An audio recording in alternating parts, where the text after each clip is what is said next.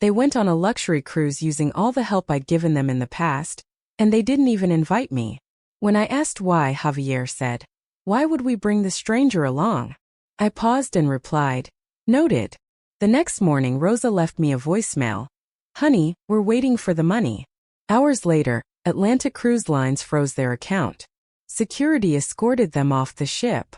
17 missed calls. 42 messages. One was from a local police number.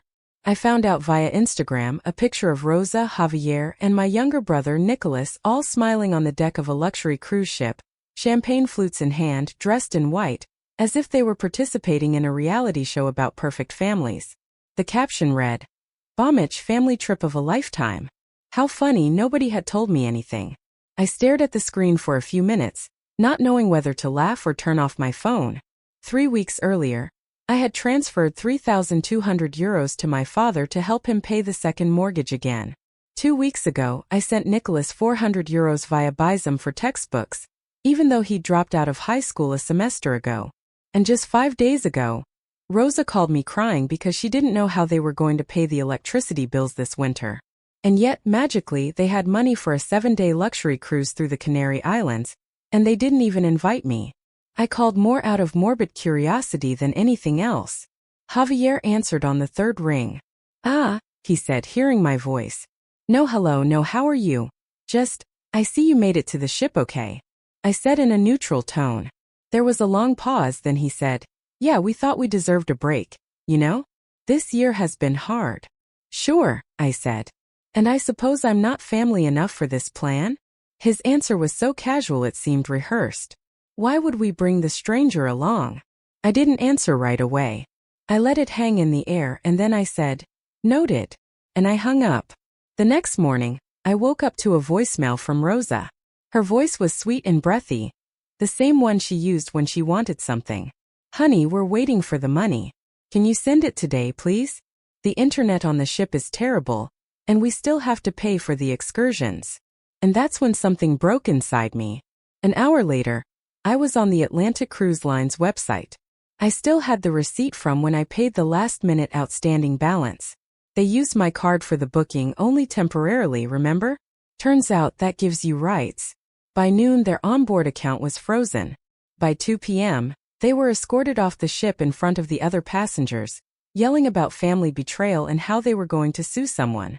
By 5 p.m., I had 17 missed calls, 42 messages, and a voicemail from a number saved as local police.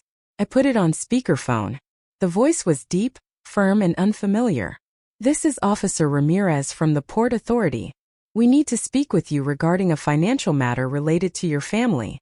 Please return our call as soon as possible." I leaned back in my chair, phone in hand, and for the first time in years I smiled. I should have known this would happen. It didn't start with the cruise. That was just the icing on the cake. The rot had been growing for years. I just kept ignoring it. Started small, or at least it seemed that way. I got my first real job after college and moved into a tiny apartment. Javier called me the next day asking if I could help them with an urgent plumbing repair. "Just for a couple of weeks," he said. "We'll pay you back as soon as we can." I never saw a cent. Then it was Nicholas. He failed his second semester but kept calling it a temporary break to clear his head. I paid for those semesters, by the way. All 3 of them. Tuition, books, rent near campus, everything. I even bought him a laptop when his died because he spilled Red Bull on it while trying to finish a paper he never wrote. At first, I told myself this was what good sons did, what older brothers did. I didn't grow up with a sense of security, so maybe I just wanted to be the person I needed when I was younger. But the reality was they never stopped asking, and it was never thank you. It was always, "You'll cover us, right?" That's when I realized I wasn't helping my family. I was funding them. They weren't struggling, not really. They just didn't want to touch their savings. Javier still played golf every weekend. Rosa got her hair dyed on schedule as always. Nicholas had the latest model phone, AirPods, and a gym membership with a smoothie bar. And meanwhile, I was living on ramen and chasing deadlines. They knew I wouldn't say no. The guilt was the hook, the silence the punishment. And the worst part? They didn't even try to pretend they respected me. Once, when I mentioned the idea of cutting back on expenses, Javier laughed. Yes, laughed. And said, You're not married, you don't have kids. What else are you going to spend your money on? Nicholas was worse. He acted like my help was his birthright. He's just jealous because I'm the golden child. He told me once, half joking but not really. Rosa didn't correct him. She laughed. Actually laughed.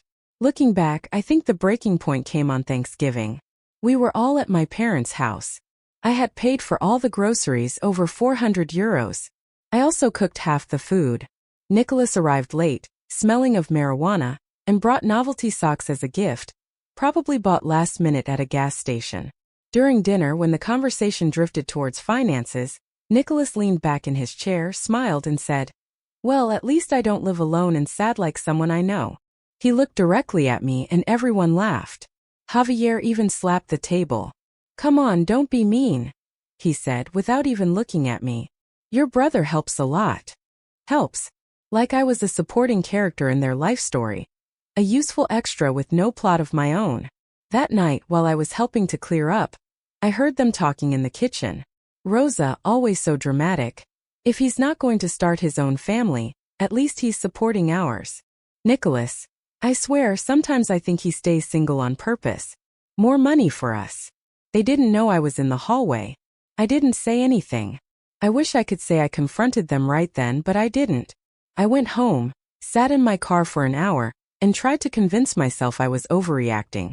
The worst manipulations are the silent ones, the ones you don't notice until you're already neck-deep drowning. But the final blow came 2 weeks before the cruise. Rosa called me again. Said she needed a little boost to help pay Nicholas's rent. I sent it without thinking. Then I checked my brother's Instagram stories. He was at the Terraza Sol bar in the center of Valencia 2 nights in a row. Caption: well deserved. The next morning I asked him where the money went. He replied, "I used it to breathe. It's fine, isn't it?" And then he added, "Besides, it's none of your business how I manage my life. You sound like Dad when you get like this." I stared at that message so long my phone turned off. That was the moment I knew it was over. Not just over giving. Over being their safety net.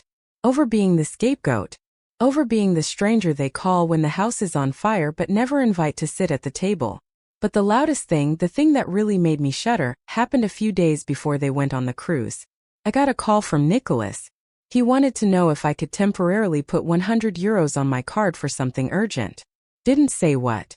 I told him no. He sighed and said, "Dude, you've been really weird lately. A little cold, don't you think?" "Cold?" I replied. "Just finally awake?" He didn't answer. Just hung up. And 2 days later they were on that ship, champagne flutes in hand, smiling at the camera like they were the good guys. That's what made it so easy when Rosa left that voicemail asking for more money. As if nothing had happened, as if I didn't exist until they needed to charge something to the card. They used my card to make the booking, so I used my rights to cancel it. They called it betrayal. I called it balance. They came home the next day. Not quietly. I wish. That would have been mercy. It started with a flood of messages. Then came the voice notes. Then calls from relatives I hadn't spoken to in years.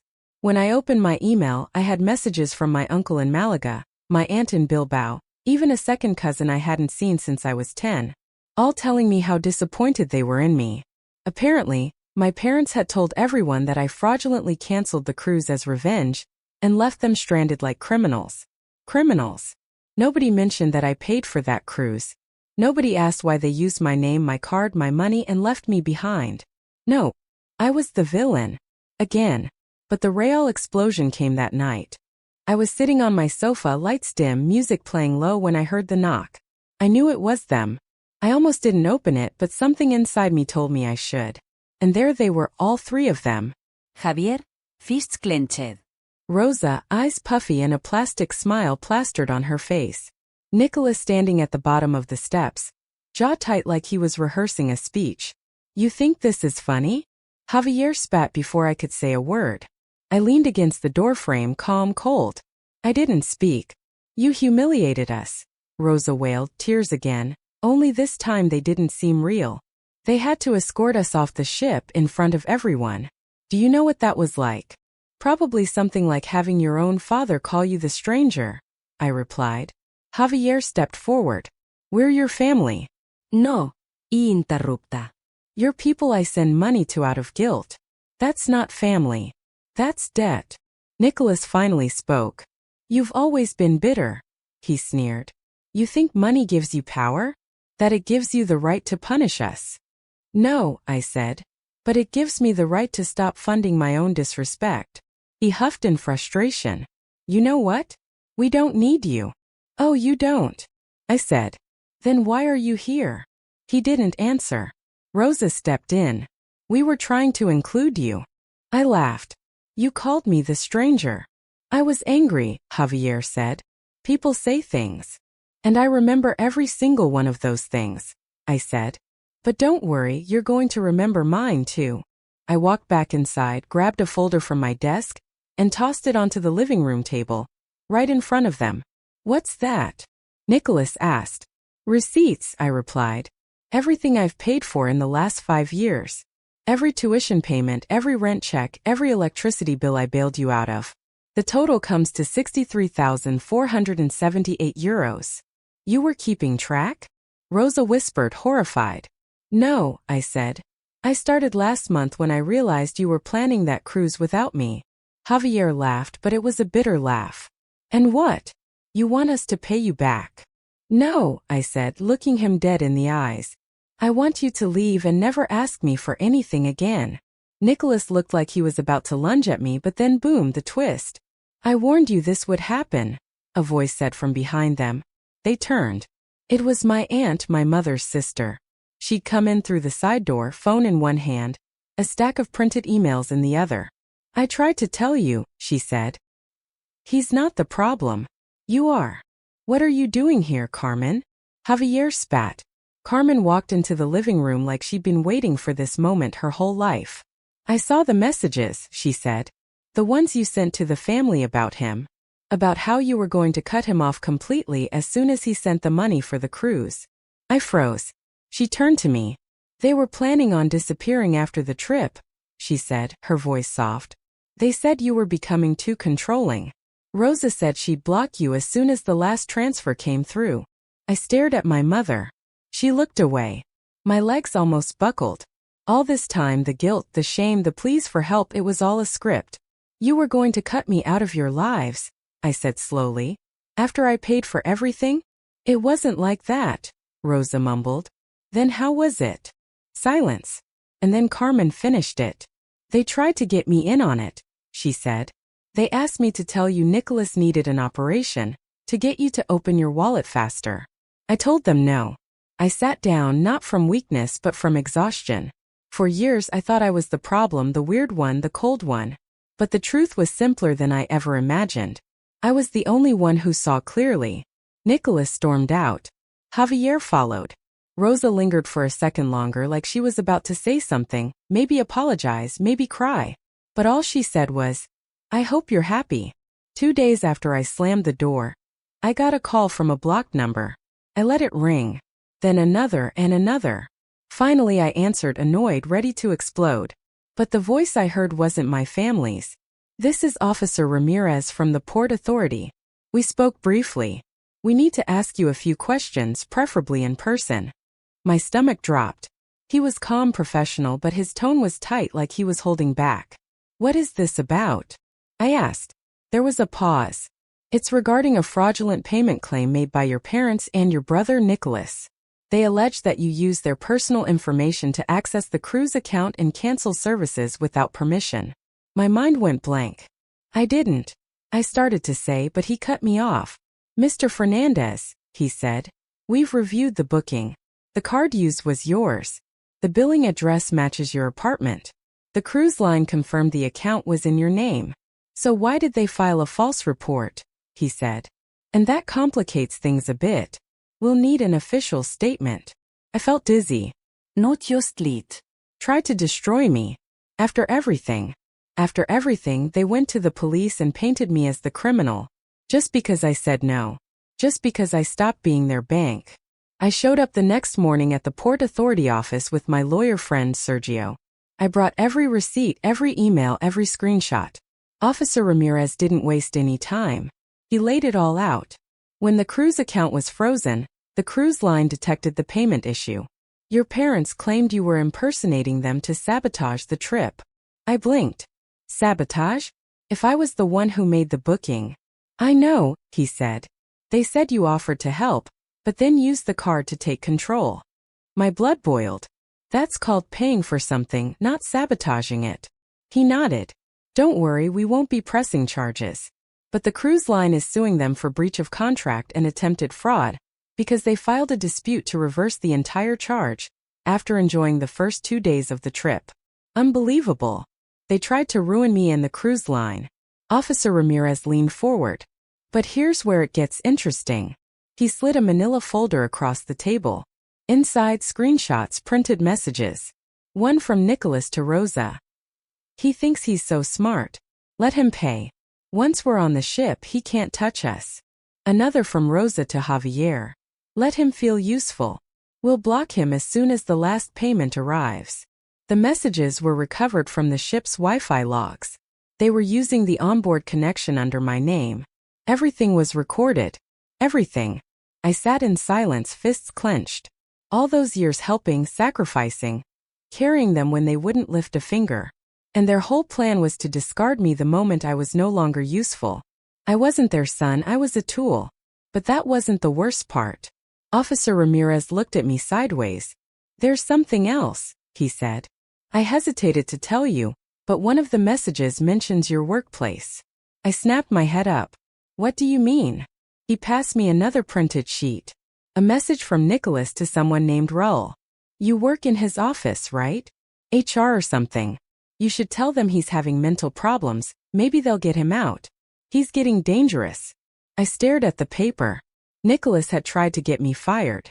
He sent that message to a guy in my building, someone from HR I barely knew, trying to suggest I was unstable. He wanted to isolate me, cut me off. He couldn't even speak. My lawyer friend Sergio leaned forward. Can we keep copies? Ramirez nodded. You're going to need them. That night I didn't sleep. Not because I was afraid, but because I finally saw everything clearly. They hadn't just used me, they wanted to erase me. And they almost succeeded.